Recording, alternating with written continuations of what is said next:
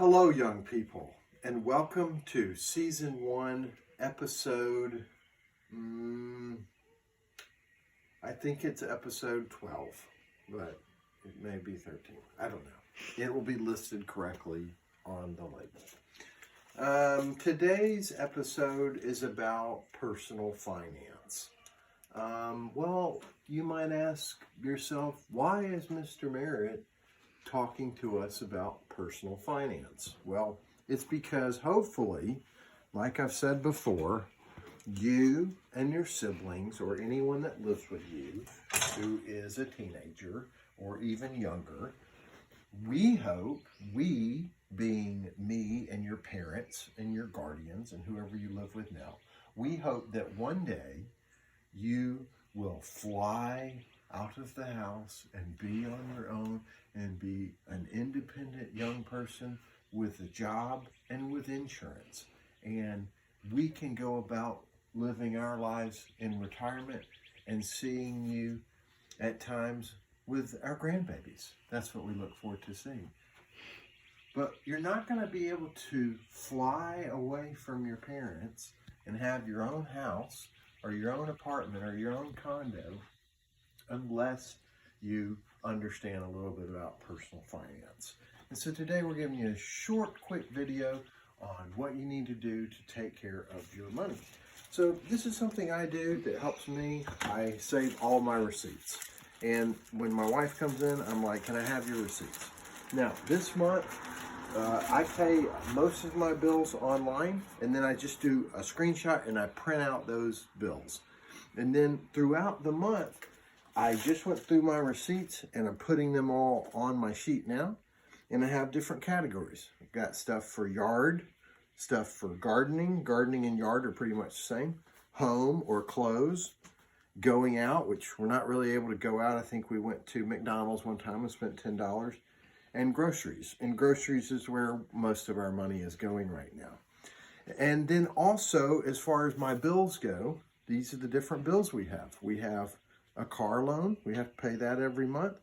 We have our internet, our Wi-Fi, have to pay that. We have our insurance, which is our car insurance.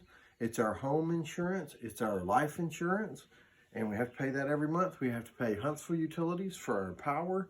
And we have to pay Madison Utilities for our water and our sewage. And then we also have a cell phone bill with AT&T. Now, if you add all of those bills up, we're going over $1,000 already. And then you add up all the other things that we're doing. And then we also have to pay rent on our house, right? Even if you own a house, you have to pay the mortgage company every month. And you have to pay that until you completely have paid off your home loan. And so that's more money each month. And so the main thing to remember is this, young people. Your income, whatever money that you're making, should be greater than your bills, okay? And I'll tell you this, you can't live off of a credit card, okay? Credit card, CC, they're kind of bad, right? You probably want to have a credit card at some point, but when you go off to college, you don't need to get a credit card and rack up thousands of dollars of debt because you don't have any income coming in. And so credit cards are okay to help you. Credit cards are good to help you to establish credit, right? But you don't want to just rack up a bunch of debt and not pay it off. It's good to have a credit card and then pay it off every month if you can do that. But the main thing to remember is your income must be greater than your bills every month. So for some of you young people who like to buy $200 tennis shoes, that's too much money for tennis shoes, right? So if you spend $200 on tennis shoes, well, you're probably going to need to spend $100 less at the grocery store that month. And that's not too fun. That's why I always buy shoes that are about 50 or 60 bucks. So just remember, whatever field of work that you go into and whatever lifestyle that you want to lead, you need to make sure that the income that you're bringing in every month or every week or 2 weeks, however often you get paid, is a larger number than the bills that you have to pay every month. Okay? So just remember that. And that may help you when you're trying to determine what you want to do for a career, where you want to live in the country, what type of lifestyle you want to lead, how often you are able to go out to eat, and how often you need to be eating at home because it's more economically viable. And so this is your little lesson today about personal finance. Like I said, my way is not necessarily the best way, just like in the scene shop, in the theater, in the orchestra pit, and the dressing rooms, everywhere else we work. My way is not always the best way. It's just the way I do it. So I save all my receipts. I document all of our expenditures for the month.